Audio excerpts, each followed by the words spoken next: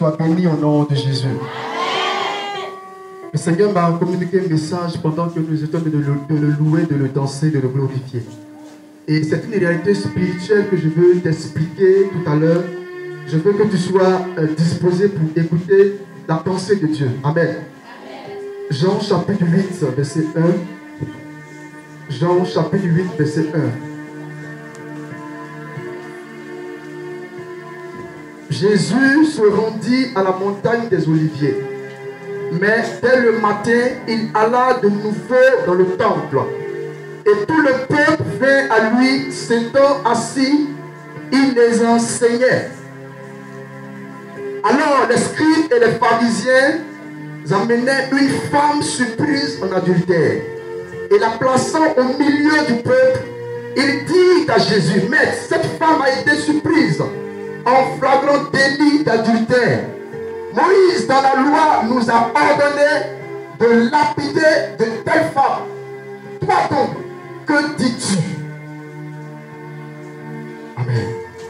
Il disait cela pour l'éprouver, afin de pouvoir l'accuser. Mais Jésus s'étant baissé, écrivait avec le doigt sur la terre. Alléluia. Voici une réalité, voici une situation qui se présente à Jésus. Jésus étant dans le temple, en train d'enseigner le peuple de Dieu. Alors déjà vont envoyer une femme qui a été surprise en adultère. Alléluia.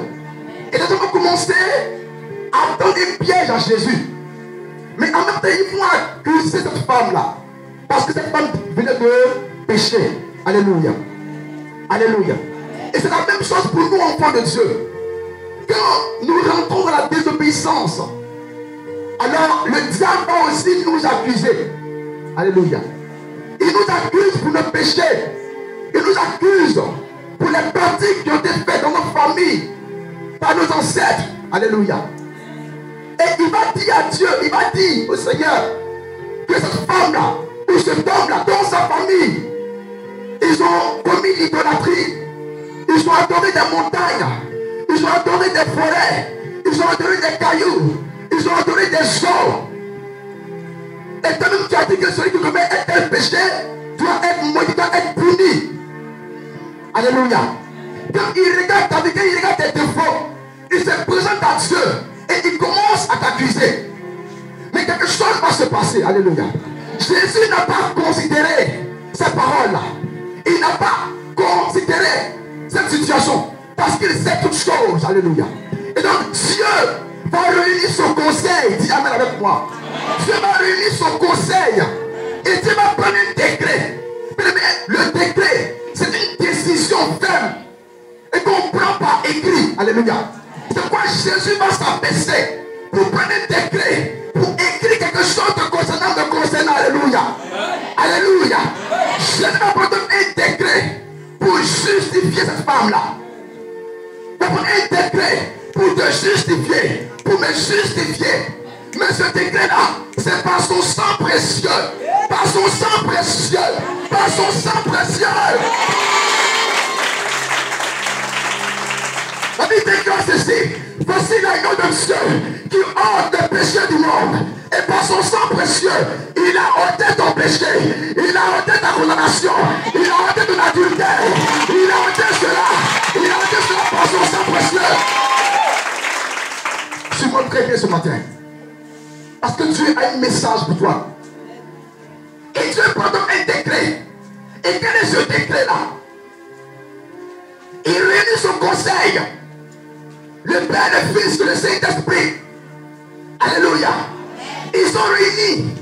Il y a une situation qui se présente. Il y a une difficulté, il y a un problème qui se présente. Mais Dieu, dans sa souveraineté, a trouvé la solution pour délivrer son peuple. Il a donné la solution pour justifier son peuple. Et donc Dieu va prendre un décret. Et ce décret-là, c'est que tu fasses partie de son conseil.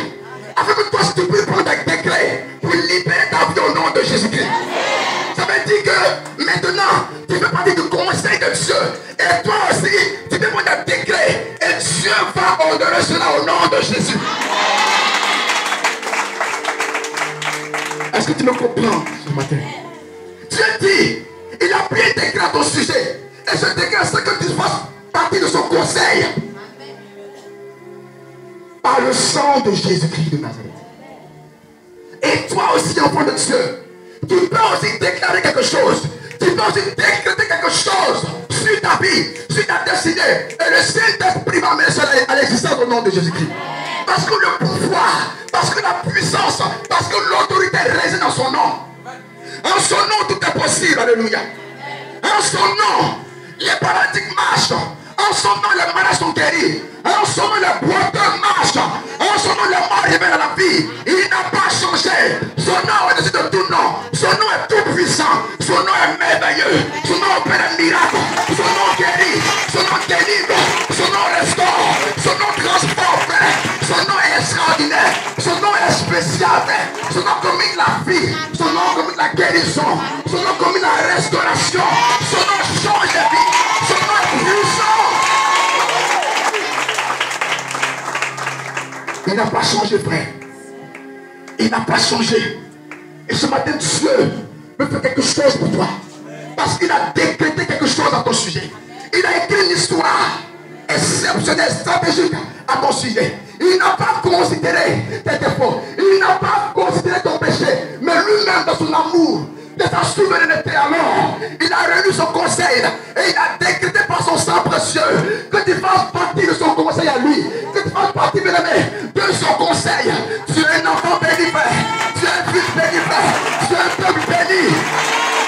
Est-ce que tu peux comprendre cela ce matin? Est-ce que tu peux comprendre cette révélation de Dieu? Est-ce que tu peux comprendre cette révélation de la part du Seigneur, l'Éternel, ton Dieu, ton roi? Parce que Dieu dit que toute langue qui se lève contre ton jugement, tu la condamneras. Tu as la capacité de décréter quelque chose. Et Dieu va agir. Alléluia. Tu peux décréter quelque chose par la puissance dans le nom de Jésus. Et Dieu va agir. Alléluia. Quelle est la situation aujourd'hui de ta vie?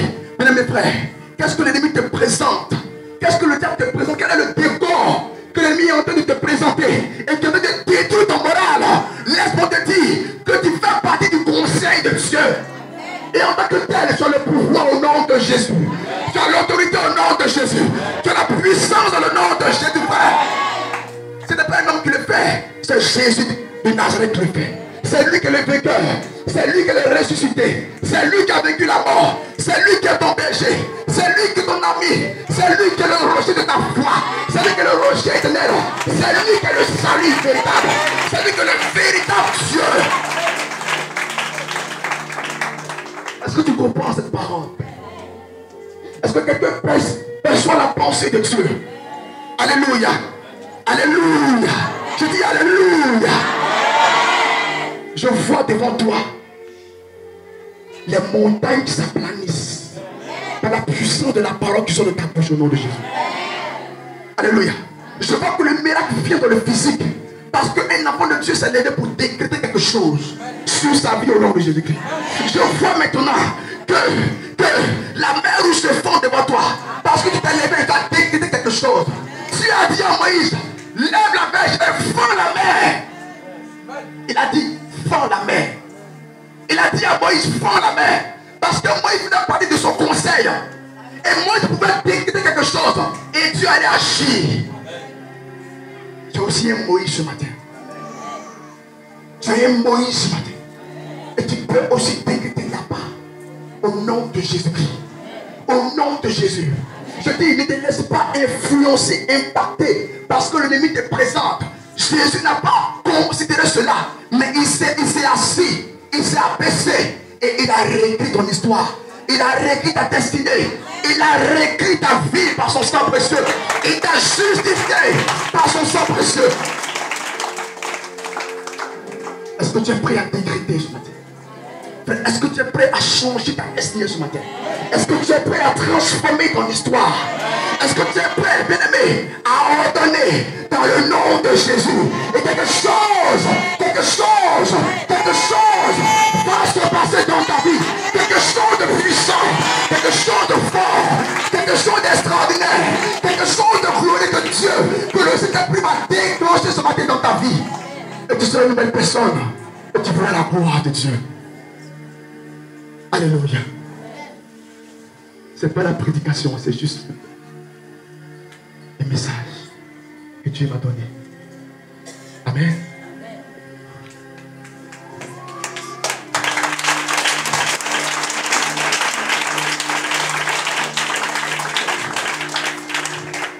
Alléluia.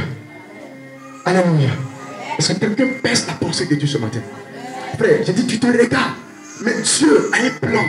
Quand Dieu te regarde, il voit une personne qui accomplit. Il voit une personne qui est capable. Il voit une personne qui a la domination, qui a la puissance et qui a l'autorité. Est-ce que tu me comprends? Tu te regardes avec tes yeux physiques, avec tes yeux humains. Mais quand Dieu te regarde, il voit en toi le vainqueur. Il voit en toi une personne qui est revêtue de sa gloire, qui est remplie de la présence de Dieu, de l'onction de Dieu, pour impacter son entourage, pour apporter le règne de Dieu dans le cœur, pour apporter la consolation, pour apporter la délivrance et la guérison dans le cœur. Cela est possible par toi aussi. Cela est possible par ton canal. Il suffit seulement de le voir, de l'accepter et de te disposer pour cela. Dieu a toujours un plan pour ses enfants, un plan pour tous ceux et celles qu'il a créés. Il n'y a pas quelqu'un qui est venu comme ça au hasard. Non, ça n'existe pas chez Dieu. Le hasard n'existe pas chez Dieu. Tout ce que Dieu fait est prophétique. Alléluia. Et donc si Dieu t'a créé, si Dieu t'a envoyé sur la terre, il connaît le plan, il connaît la destinée, il connaît le chemin qu'il a tracé pour toi. C'est un chemin qui est béni, c'est un chemin qui est rempli de gloire, c'est un chemin, bien aimé, un chemin royal pour toi. Alléluia. Un chemin royal pour toi. Ne perds pas espoir donc, mais considère plutôt la parole de Dieu pour toi. Alléluia. Considère plutôt la parole du Seigneur, parce qu'il est dans sa parole et il ne ment pas, il ne ment jamais. Alléluia. La Bible déclare qu'il veille sur sa parole pour l'accomplir. Il veille sur sa parole.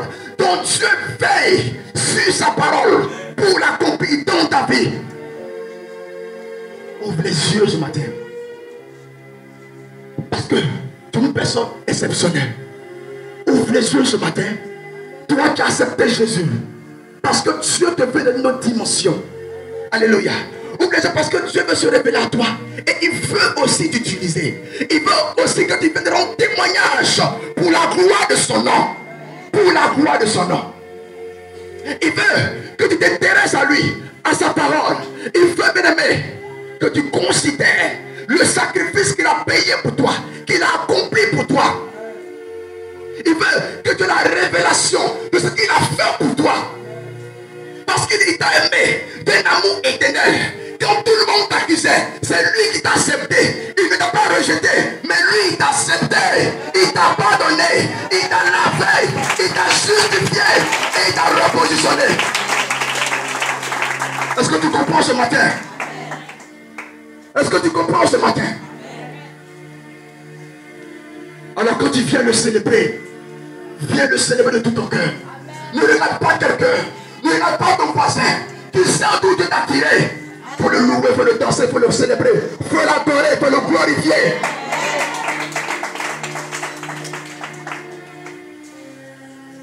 Je suis saisi par le Saint-Esprit ce matin. C'est Dieu qui te parle. C'est le Saint-Esprit qui te parle. Si tu rejettes cette foi, ce n'est pas moi que tu rejettes, mais c'est le Saint-Esprit qui te parle ce matin. Et son désir, c'est que tu sois béni. C'est que tu sois béni. Dieu veut que tu sois béni.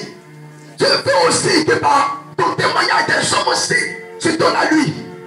Tu n'es pas contre le fait que tu sois prospère. Au contraire, c'est ce qu'il veut pour toi, son enfant. Mais c'est parce que tu n'as pas encore compris. Tu n'as pas encore percé le mystère de la croix de Jésus. Tu n'as pas encore compris son amour pour toi. Tu n'as pas encore compris qui tu es en réalité et ce qu'il a fait pour toi. C'est pourquoi tu souffres.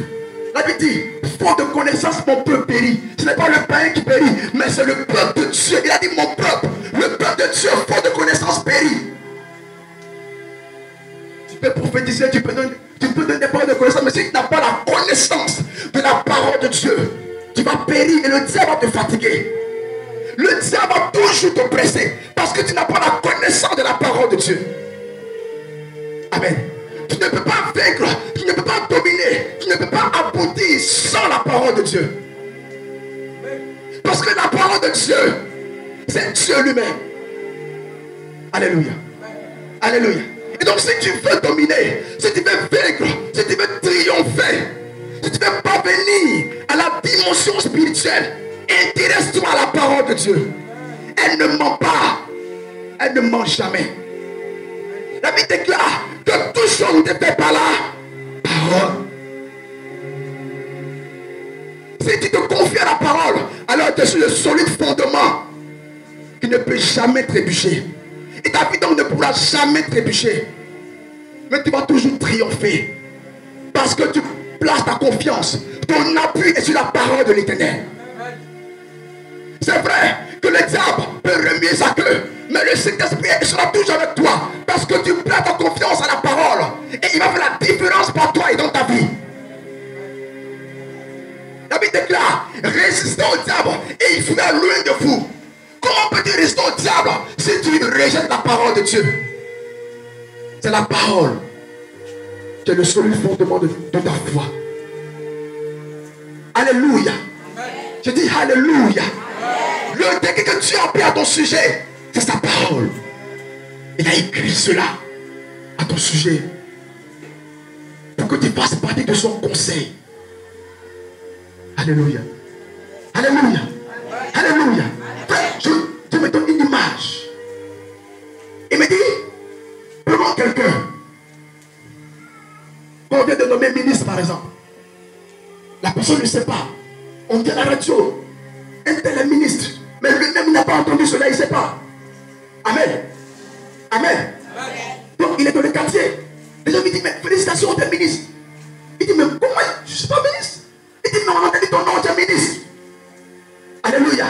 Il ne sait pas qu'on a nommé ministre. Alléluia. Mais dès l'instant où on va savoir que cela sera confirmé, sa manière même de parler va changer à l'instant précis. Est-ce que tu es d'accord avec moi? Il n'a pas encore pris de poste, mais il sait déjà qu'il est ministre. Sa manière même de marcher, de saluer les gens va changer. Parce qu'il a la connaissance de ce qu'il est. Tu ne sais pas que tu fais partie du conseil de Dieu. Du conseil de Dieu. Ce n'est pas un conseil de ministre, frère. Le conseil de Dieu. Je dis le conseil de Dieu Tout-Puissant. Celui qui règne. Quand il dit oui, personne ne peut dire non. C'est de lui que je te parle ce matin. Il t'a choisi pour que tu sois membre de son conseil à lui.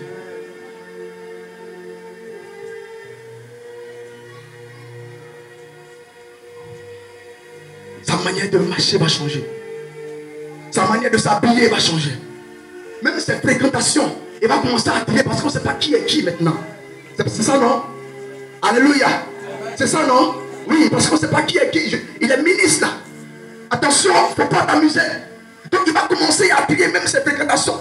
Il va commencer à marcher avec des personnes qui ont son niveau. Les gens vont dire, mais il est devenu orgueilleux. Non, il n'est pas orgueilleux. Mais c'est comme ça la vie. Alléluia. Alléluia. Alléluia. Donc tout ça fait partie de ton témoignage, de ta nouvelle position, Jésus-Christ de Nazareth. Est-ce que quelqu'un a des oreilles ce matin pour écouter la pensée de Dieu? Maya Sakabalot. Frère, la gloire de Dieu est là, frère. Dieu est disponible à te bénir. Oh, frère, Dieu est disponible à te bénir, frère. Est-ce que tu me comprends? Sois vigilant parce que l'Esprit de Dieu va faire une action tout à l'heure. La gloire de Dieu va confirmer. Le Saint-Esprit va descendre dans le cœur de certaines personnes parce que Dieu veut se glorifier pour toi. Mais compte la parole de Dieu ce matin. Intéresse-toi à Jésus, n'est-ce pas? Ouvre ton cœur un peu à la pensée de Dieu, à la parole de Dieu. Et permets à Jésus de se glorifier dans ta vie. Amen.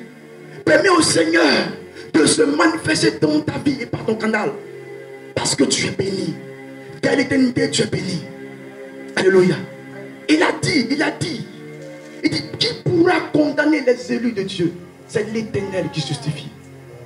Tu es un élu de Dieu. Tu es un élu de Dieu. Le diable ne peut pas te condamner. Mais c'est toi-même qui te condamnes. Parce que tu ne sais pas qui tu es. Parce que tu ne connais pas ta position. Parce que tu ne connais pas la place que Dieu t'a donnée. Que Dieu t'a réservée.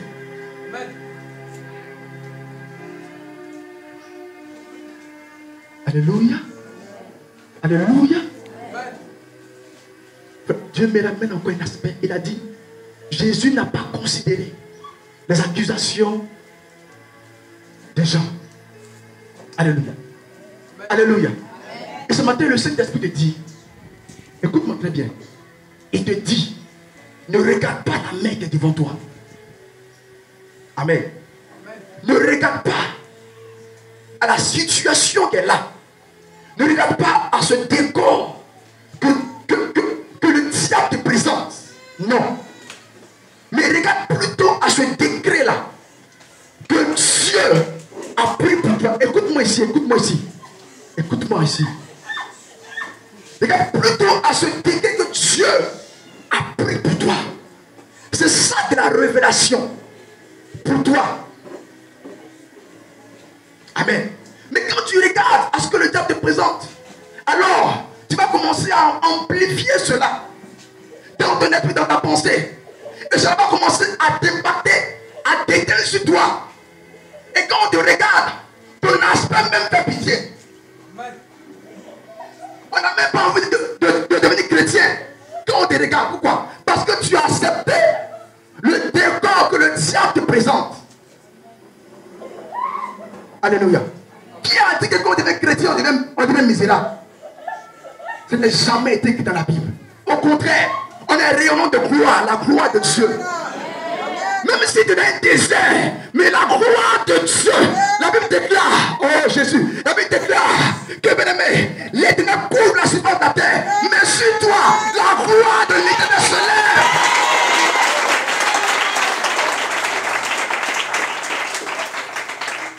Elle est sur toi, la gloire de Dieu. La gloire de Dieu est sur toi. La gloire de Dieu est sur toi. Je dis, la gloire de Dieu est sur toi. Elle est sur toi. Elle marche avec toi. Elle te suit partout où tu vas. Elle te suit partout où tu vas. Elle te suit partout où tu vas. La gloire de Dieu réside sur toi. Elle réside sur toi. Elle réside sur toi. Oh God, elle est sur toi. Une puissance de Dieu. Une gloire, frère, qui est sur toi. Qui est sur toi. Et Dieu annonce même ton arrivée quand tu vas quelque part. Parce que sa gloire est sur toi, frère. La grâce de Dieu t'accompagne partout où tu vas. Parce que sa gloire est sur toi. Même dans tout ce que tu fais, sa gloire va impacter ta vie, tes activités. La gloire de Dieu. Pétesta la gloire de Dieu. Frère, la gloire de Dieu. La gloire de Dieu. J'entends dans mon esprit la gloire de Dieu. La gloire de Dieu. La gloire de Dieu. Parce que c'est la gloire de Dieu qui est ton partage. C'est la gloire de Dieu qui est ton partage. Ce n'est pas la pauvreté.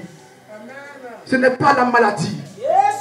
Ce n'est pas la stérilité. Ce n'est pas l'échec. Ce n'est pas la malédiction. Ce n'est pas la tristesse. Ce n'est pas la sécheresse. Mais c'est la gloire de Dieu qui est ton partage. Qui est ton partage. La gloire de Dieu. La gloire de Dieu. La gloire de Dieu. Frère, est-ce que tu connais la gloire de Dieu? Est-ce que quelqu'un connaît la gloire de Dieu, frère? Frère, lorsque cette gloire, enlevez la chaise s'il vous plaît. Lorsque cette gloire, frère, lorsqu'elle se déclenche à l'horizon, je veux te décrire la gloire de Dieu. Alléluia. Alléluia. Je vois le ciel qui est en mouvement. Et la gloire de Dieu qui va venir sur toi. Amen. Frère, il y a des éclairs. Il y a des tonnerres qui annoncent de loin la gloire de Dieu.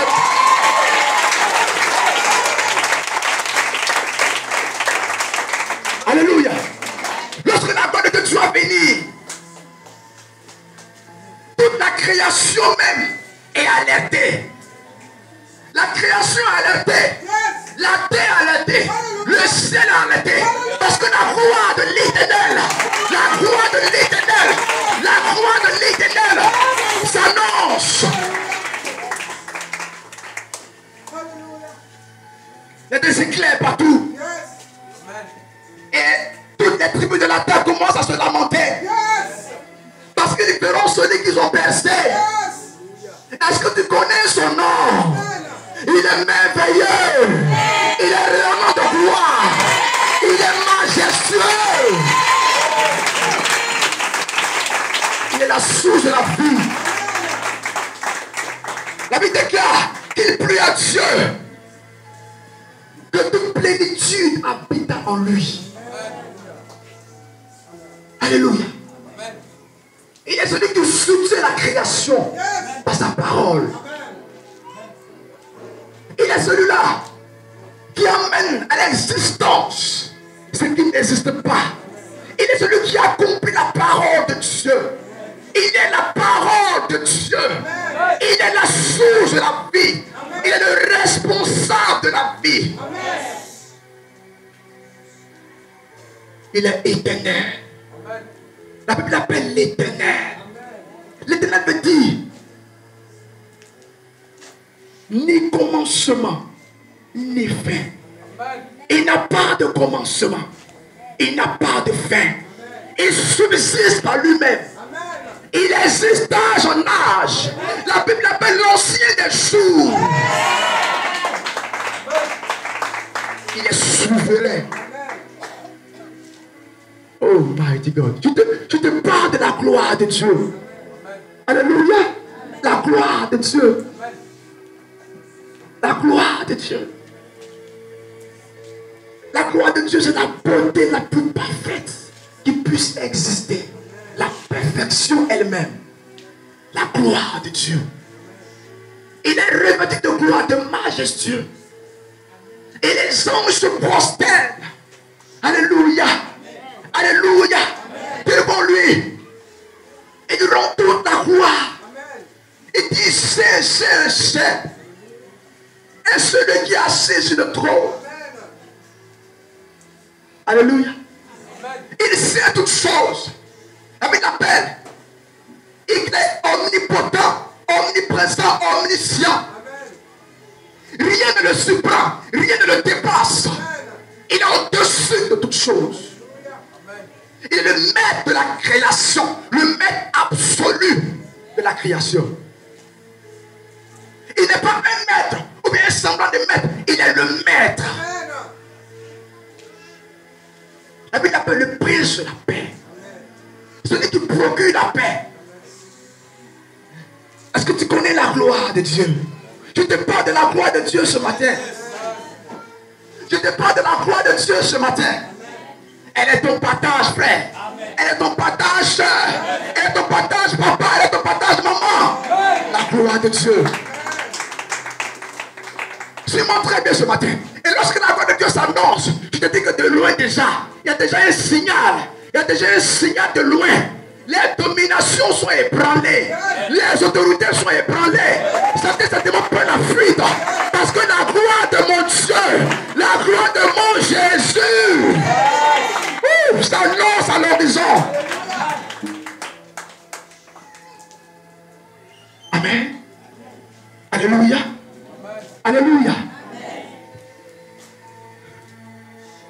Je n'ai pas de puissance, je n'ai pas de pouvoir, mais j'ai quelqu'un, Jésus de Nazareth. Jésus-Christ de Nazareth.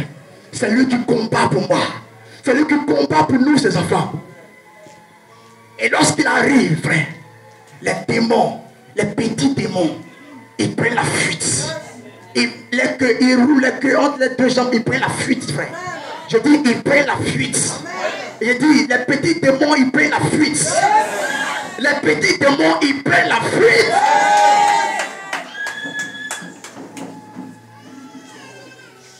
Ouais, ils prennent la fuite.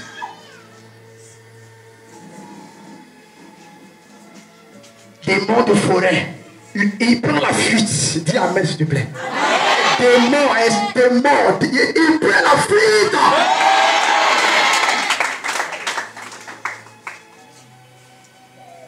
Ceux-là qui t'accusaient, ils étaient là, ils t'accusaient. Mais quand la gloire de Dieu s'annonce pour toi, tes accusateurs prennent la fuite. Ils se dispersent comme ça. Ils se dispersent comme ça. Ils se dispersent.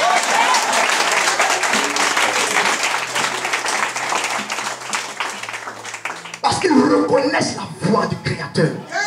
Le Créateur. La gloire de Dieu. La gloire de Dieu brise des fondements. La gloire de Dieu renverse des forteresses. La gloire de Dieu change la situation. La gloire de Dieu apporte la vie là où il y a la mort. La gloire de Dieu.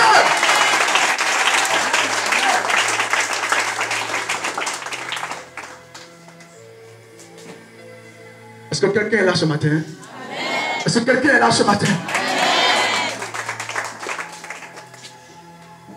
Je dis la gloire de mon Jésus arrive, frère. Alléluia. Je dis la gloire de Jésus arrive ce matin. Et les anges commencent à sonner de la trompette. Ils commencent à sonner de la trompette. Et les anges chantent un cantique nouveau. Un cantique nouveau à la gloire de l'Éternel. La chorale céleste commence à se mettre en mouvement. Et l'armée de l'Éternel, je vois même des chevaux, des anges, le cortège de Dieu qui se met en mouvement, qui se met en mouvement. Frère, frère, quelque chose se passe. Je te dis que quelque chose se passe. Parce que le cortège de Dieu se met en mouvement. En destination vers toi. Elle arrive ce matin.